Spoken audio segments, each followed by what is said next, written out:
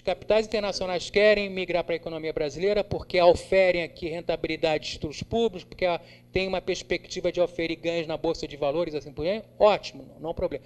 Não há problema. Só que você tem que impor reservas compulsórias, assim como tem em reservas compulsórias no sistema financeiro como um todo. Ou seja, 30%, 40% dessas reservas não são remuneradas e permanecem na economia durante certo período. A questão fundamental aí é saber se o ingresso de capital, o controle de capital, melhor dizendo, ele deve ser somente para portfólio ou para capital como um todo, devem ser abrangentes. Por que essa questão? Por uma questão muito simples.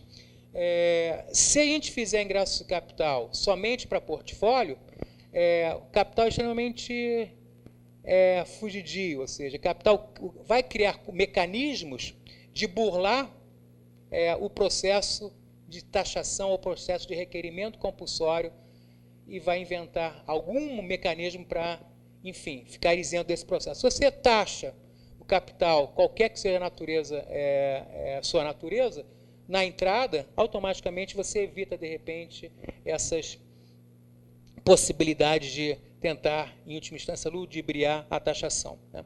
Em suma, e aí para concluir, ficar à disposição de vocês, o que a gente está dizendo, em última instância, é que uma agenda de política macroeconômica indo ao encontro do que vem a ser o novo desenvolvimentismo tem que ter coordenação de política fiscal, monetária e cambial, e mais ainda, a coordenação dessas políticas tem que ter como objetivo aquilo que eu elenquei no primeiro item dessa lâmina, ou seja, tem que ter como objetivo um crescimento, seja para fora, seja para dentro, concomitantemente. Por quê? Porque somente assim você consegue ter estabilidade macroeconômica no sentido de inflação sob controle, crescimento sustentável com a inclusão social e equilíbrio fiscal e externo.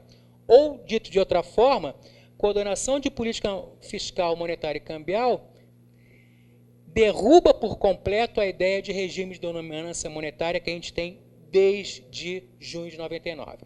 Enfim, a proposição de política macroeconômica sob a ótica novo desenvolvimentista é justamente romper com a armadilha que nós nos encontramos desde junho de 99, ou seja, o sistema de meta de inflação capitaneado, coadjuvado pela questão do ajuste fiscal e pela questão do câmbio flexível, em última instância, um regime de dominância monetária. Enquanto nós tivermos um regime de dominância monetária, é pouco provável que a gente tenha estabilidade macroeconômica. A gente vai ter, sim, estabilidade dos preços, mas nunca estabilidade macroeconômica.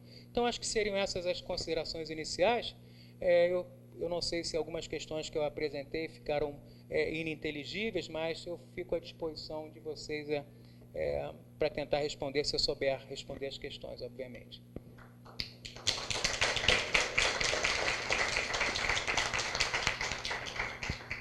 Eu queria fazer uma pergunta, talvez até um pouco provocativa. Eu não sou do ramo, sou advogado. Eu fico entendendo que, eu vou pegar o cenário dos últimos 8 anos, eu fico entendendo que muito pouco aconteceu, e o pouco que aconteceu, o governo não contribuiu para que acontecesse. Essa é a visão. Eu diria que sim. Né? Ou seja, o que eu tentei mostrar, ou seja, que um dos melhores períodos de crescimento, quer dizer, o período que a economia brasileira mais cresceu e mais teve uma taxa média de inflação relativamente próxima do alvo que se preconizava, foi o período onde, de certa maneira, acompanhou a dinâmica internacional. Ou seja, o que protagonizou um crescimento um pouquinho mais vigoroso e uma taxa de inflação mais próxima do alvo de 4,5% foi no período de cenário internacional favorável, sem dúvida nenhuma. Ou seja, a política econômica articulada desde 99, ela pouco contribuiu para que a economia brasileira tivesse capacidade de crescer pelas suas próprias pernas e assim por diante. Ou seja, e aí mais especificamente ainda, isso somente aconteceu a partir de 2009. E aconteceu em função do quê? Porque você teve uma ruptura desse processo. Você teve um cenário internacional que tornou-se desfavorável, com problemas exógenos tendo efeitos transmissores sobre a economia brasileira. Se não fosse o cenário internacional desfavorável, com certeza você não teria uma ligeira flexibilidade na política econômica que ocorreu em termos monetários e fiscais a partir de 2009. Né? Por isso que eu havia dito anteriormente, no meu ponto de vista, essa mudança, essa ligeira mudança que houve em termos fiscais e monetário, foi meramente em função da contextualização, não no sentido de que o Ministério da Fazenda, o Banco Central e os articuladores da política econômica estejam cientes de que flexibilidade política fiscal, monetária e um câmbio mais administrado são condições para você traçar um outro projeto. Eu acho pouco provável que exista isso como sendo um princípio da condução da política econômica.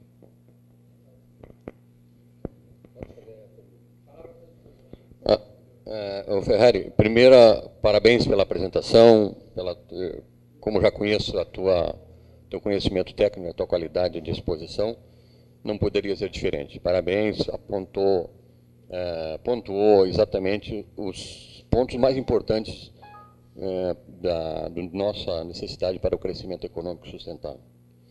Eu fiquei um pouco preocupado quando tu diz que é alarme quem pensa que a inflação é um perigo para nosso crescimento. A meta é 4,5%. Nós, pelo IPCA, nós estamos 30% a mais. Nós estamos com um erro de meta de 30%, mais de 30% a mais. Todos os outros indicadores de preços estão acima disso. Então, se nós fizermos uma média de indicadores de preços, nós estamos com um erro de mais de 50%. É um erro absolutamente exagerado. Se nós olharmos para trás, tu tem razão, a média era 6,7%. Mas o passado, nós já passamos. E o passado foi um passado que vários governos fizeram um trabalho de construção da economia, da estrutura de economia que nós temos hoje e prepará-la para o crescimento daqui para frente. Veja bem, nós estamos hoje com ameaça de inflação, com fatores externos e internos, e na minha avaliação, mais internos do que externos, embora o dólar seja uma ameaça e vai continuar ameaçando. Mas veja bem, aquela indução que fez o presidente Lula, ora, gastem, não fiquem acanhados por causa da crise, gastem, muitos acharam irresponsável. Ele fez exatamente o que tu disseste. Quando a economia está em depressão, faça déficit, gaste, que é para a economia não parar, e a roda não parar e continuar o crescimento. Veja bem, aquele momento era certo. A demanda por crédito hoje está exagerada. Estamos crescendo um crédito em torno de 20%, o que é um exagero para a nossa estrutura econômica. Não tem ninguém para dizer, parem de gastar. E ninguém vai dizer, nenhum político vai dizer, parem de gastar. A inflação está a nos ameaçar. Veja bem. E mais, o que me parece um descontrole, porque quando a gente fala em desenvolvimento, a gente tem que falar numa estrutura planejada de desenvolvimento. Qual é o planejamento que tem o Brasil hoje para crescer? Existe um plano nacional de desenvolvimento? Se existe, está lá nos gabinetes, porque eu não conheço. Acho que não existe nenhum. Veja bem, quem quer crescer, e como tu falaste, o Keynes, ele induz o crescimento por incentivos setoriais. Eu não vejo isso em nenhum setor. Nós estamos crescendo porque estamos crescendo. O descontrole no consumo é enorme e, como tu dissesse, a China se posicionou para crescer para fora. A Índia se posicionou para crescer para dentro. A Rússia se posicionou para crescer para dentro. E nós? Nós não nos posicionamos para nada, e nem para dentro e nem para fora. Esta falta, em conclusão, esta falta de um horizonte, de um planejamento estratégico de crescimento, não vai nos causar um problema logo ali na frente. Eu não falo nem em 10 anos, nem em 20 anos. Eu falo em 5 anos. Isso não vai ser um obstáculo para o nosso crescimento? Duas questões. Primeiro, eu tenderia a concordar com você na questão inflacionária se a inflação fosse predominantemente de demanda. Quando a inflação é predominantemente de demanda, não existe outra solução a não ser utilizar política monetária. É claro, ou seja, você freia consumo via aumentando a taxa de juros, via contenção de crédito e tudo mais. Só que a inflação brasileira hoje não é essencialmente de demanda. Se você pegar preços livres, pegar preços administrados, pegar preços suscetíveis à variação de choques externos e assim por diante, os preços não estão crescendo na mesma padronização. Uns estão crescendo mais do que os outros. Existem, sim, alguns setores que capaz que exista excesso de demanda. Setor automotivo, de repente, capaz de setor eletrodoméstico, eletroeletrônico, setor imobiliário, isso você pode ter. Mas, generalizando, eu acho que não. Esse é o primeiro ponto. Segundo ponto, a inflação hoje não é um problema da economia brasileira. A inflação hoje é um problema em nível mundial. E, em grande parte, em nível mundial, os principais problemas da inflação decorrem de quê? Choques de preços agrícolas e choques de preços minerais. Tá claro? Terceira questão. Nenhum país em nível mundial que sofre problema de inflação, com exceção de ontem a China ter aumentado um pouco e o Banco Central Europeu comentou 0,25, tem recorrentemente utilizado política monetária para combater o processo inflacionário. Ou seja, em última instância, quando você tem choques, você não tem muito o que fazer, você tem que assimilar o choque, você tem que esperar ter tempo para assimilar choque. Tá claro? Então, o meu primeiro ponto é esse, ou seja, a minha preocupação não é tanto com a taxa de inflação, por quê? Porque ela é uma preocupação em nível mundial, decorrente fundamentalmente de choque, e mais ainda, cada vez que eu dou um choque de taxa de juros, eu crio uma outra tendência que é o quê? De apreciar a taxa de câmbio, que para mim é o principal problema. No meu ponto de vista, a inflação não é predominantemente de demanda, a inflação brasileira. Segundo, a inflação em nível mundial ocorre. Não é uma exclusividade da economia brasileira. E terceiro, os países emergentes não. O Chile tinha uma meta de inflação, para você ter uma ideia, de 3,5%, o alvo. O Chile, ano passado, teve uma inflação de 8% ao ano. Abandonou o sistema de meta de inflação, ou seja, negligenciou cumprir o alvo de 3,5%. Tá claro? Então, ou seja, a inflação em nível mundial é um fenômeno predominantemente de choques de oferta agrícola, choque de commodities minerais, por exemplo. Né? E terceira questão em relação à inflação, a inflação em nível mundial não está sendo controlada via elevação da taxa de juros, com exceção de anteontem, que o Banco Central Europeu elevou, semana passada elevou em 0,25, os demais os principais bancos centrais mundiais mantiveram inalteradas a taxa de juros. Né? Esse é o primeiro ponto.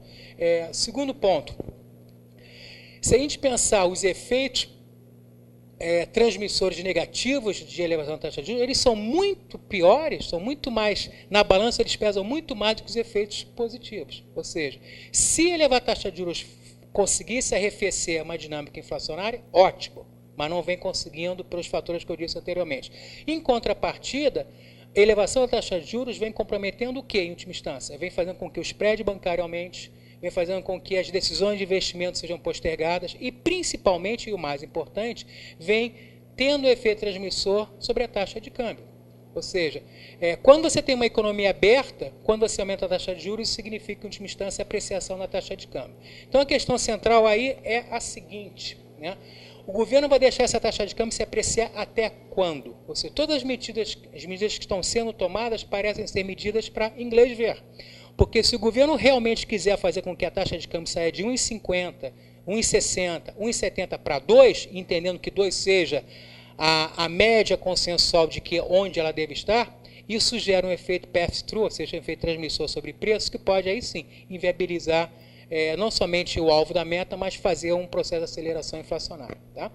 Então, esse é o embate que o governo está, esse é o dilema que o governo tem. Né? A sua segunda questão, eu não sei se a minha resposta vai ser uma resposta convincente, mas eu diria o seguinte, não há um projeto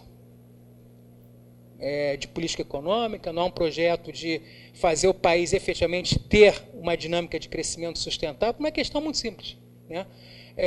Porque a partir do momento em que houve a posse de Lula, você fez uma carta ao povo brasileiro comprometendo-se em grande parte com a política econômica que foi alicerçada em 99.